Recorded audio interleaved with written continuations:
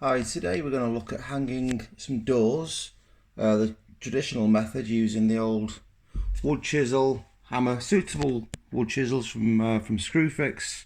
They're a Stanley wood chisel, pack of 3. I think they're about £35, but I find they are really good, really versatile with a steel end, which means you can just get it a good whacking with a traditional claw hammer.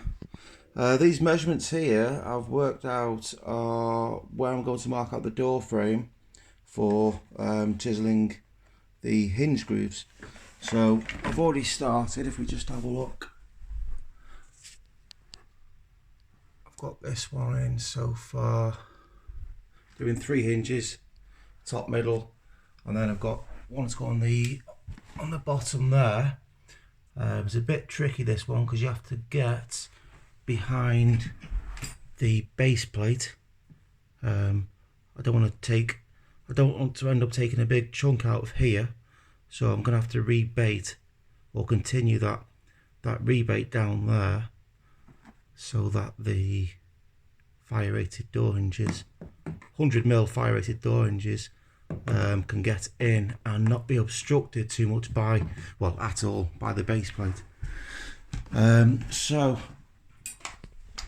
first thing I do is I'll put my tape, let the tape butt up to the top of the door frame there, and then I'll get my pencil and just mark out there at the top at 155.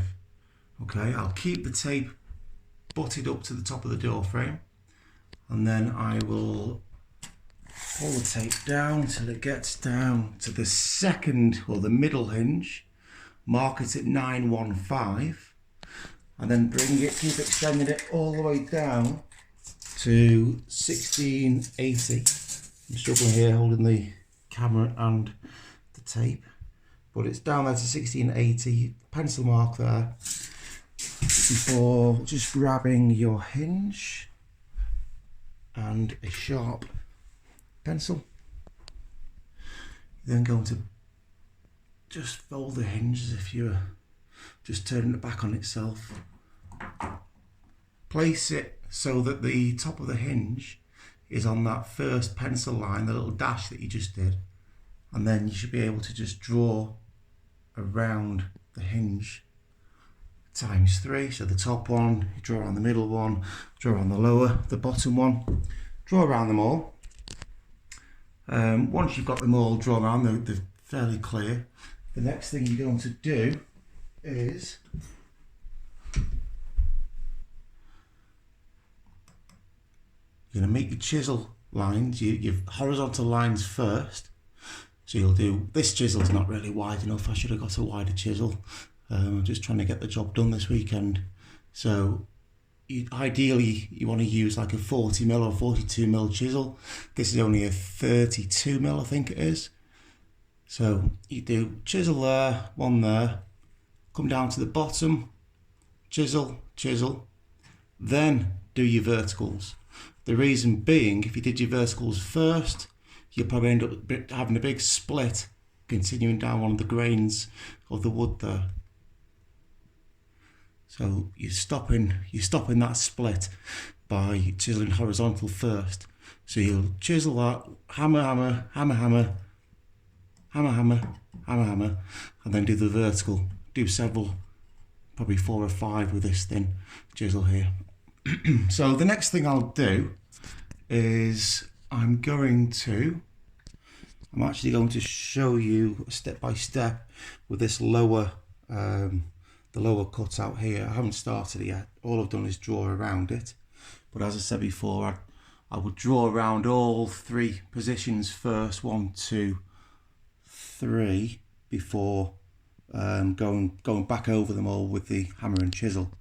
So I'm just gonna do the horizontals now, and then I'll come back, because I don't have a camera stand with me today, so I'll just have to keep flitting between the pause button and progressing with the job on hand. Okay, so what I've just done is I've just gone across and done the horizontal cuts there to stop the grain splitting. Because if I'd have done the vertical one first, that would have split. Now, I've done the horizontal top cut, I've done the horizontal bottom cut there, and I've just started working my way up this MDF base panel of the architrave there that I had a friend of mine route for me on the CNC machine. So I've gone up here, up the MDF here. Now, when you're starting off your chisel, I don't know how familiar you are with using your wood chisels, but I generally hold mine like that. You get a better grip holding the actual the metal part of the tool as opposed to the handle. If you're holding the handle, it's going to take a lot longer to position onto your line. If you hold it here, get your sort of index finger snug onto the shoulder of the blade there, you can work with the chisel a lot faster, because you've got quite a few different positions that this chisel needs to work up in a second. As always, the back of the chisel, so the flat side of the chisel, will always go against the side that you're keeping. On this occasion, you're keeping that whole door frame and this whole architrave, but you want to remove this section here. So the part you're removing will be facing the tapered side of the chisel. So I'll spin it round and it's going to go like that. So I've done the cuts, top, bottom. I'm going to now start just going down, descending down the vertical line until I get to the bottom there, and then I'll be back in a sec. Okay, so I've got up that, gone down the vertical on this side here, gone round, gone up. Then over here, what I've done is decided, well, I've gauged the depth of the hinge. Where is it? There it is. Depth of the hinge is 2.5 mil. So I've chiseled a line just along the front edge of the actual door frame, not the architrave, just the door frame there, so that when I start doing my chipping in a second, I'll know how far down the chisel is going to be going into every pass. It's always handy as well to get yourself one of these buckets. It doesn't have to be this colour, it can be any colour, just so long as it's lower than the part you're working on. It's not going to catch everything, but it'll catch a lot, and it'll just save filling Henry's belly too much. Okay, so I've started off at the bottom here. I've got the back, the flat side of the chisel leaning into the door frame.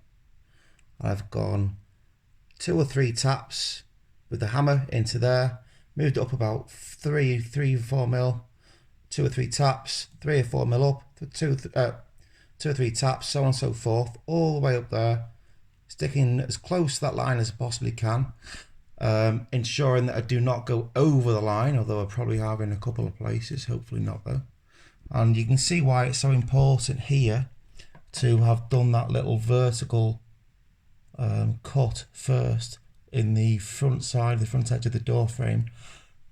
It just helps you understand, and it helps the wood when it's splitting not to go past, not to go in too deep. So the next thing I'm going to do here, before I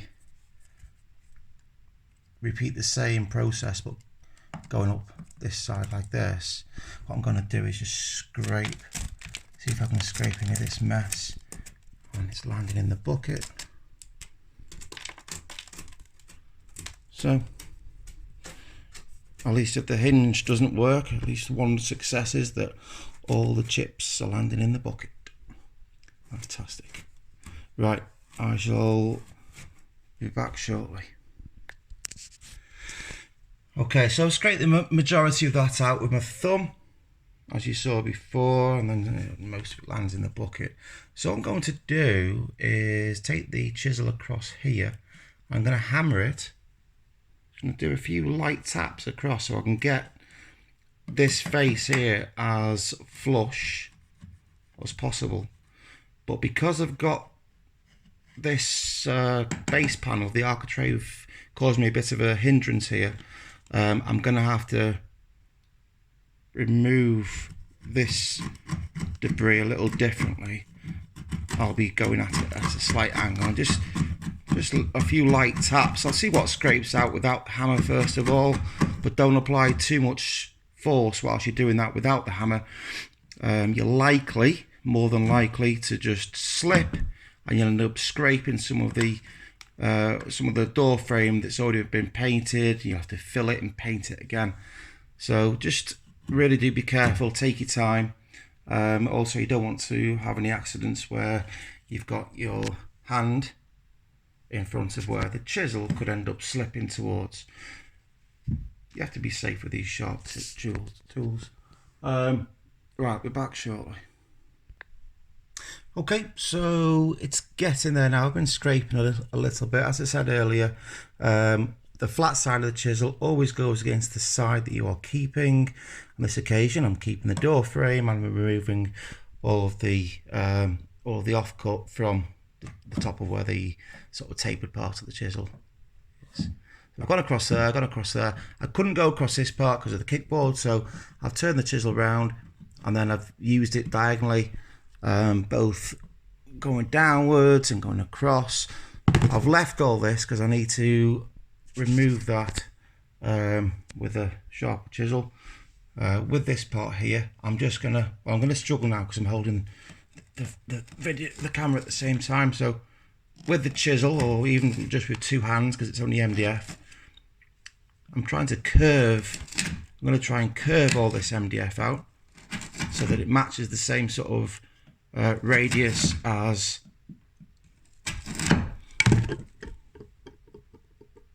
this part of the hinge here. Right, I'm going to check just to see now whether the hinge will fit in there.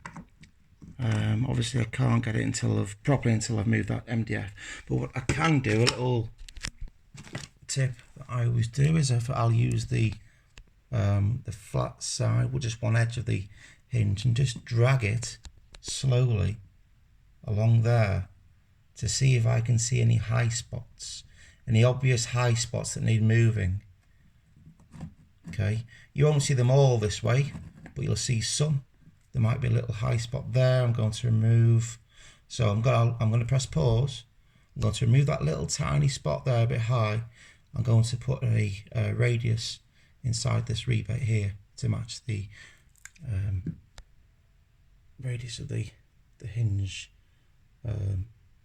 axle, whatever it is. Okay, so we're back. I've moved that little high spot. I've routed out this and a little curve. Well, I haven't routed, chiseled this out, so it's got a slight radius on it there and matches the curve of the hinge. The hinge fits in there, flush. Thumb feels it. Could feel the frame, the door frame there. See, it feels flush with the hinge. It feels flush up there. So all I have to do now is just neaten up a few little bits. I will sand. I think it's 80 grit, yeah, a bit of 80 grit. Just do just sand there, just put a slight chamfer, so a slight like a 45 degree all around that sharp lip that you've just made. And then before you put the hinges on, I'm gonna give all this an undercoat and then just one top coat, because inevitably when the hinge is on, you don't want to see any of the bare wood through your lovely paintwork or through your nice hinges. So professional job. Make sure it's all well finished. I'm gonna get the Henry on this in a sec, get all the dust out after I've sanded it all. I'll then go and get some get it painted then. I'm going to do all. I've just done 9. I'm going to do the same process of all 9. Then I'll go and start with the doors, go and start mounting the doors. I'll be back shortly.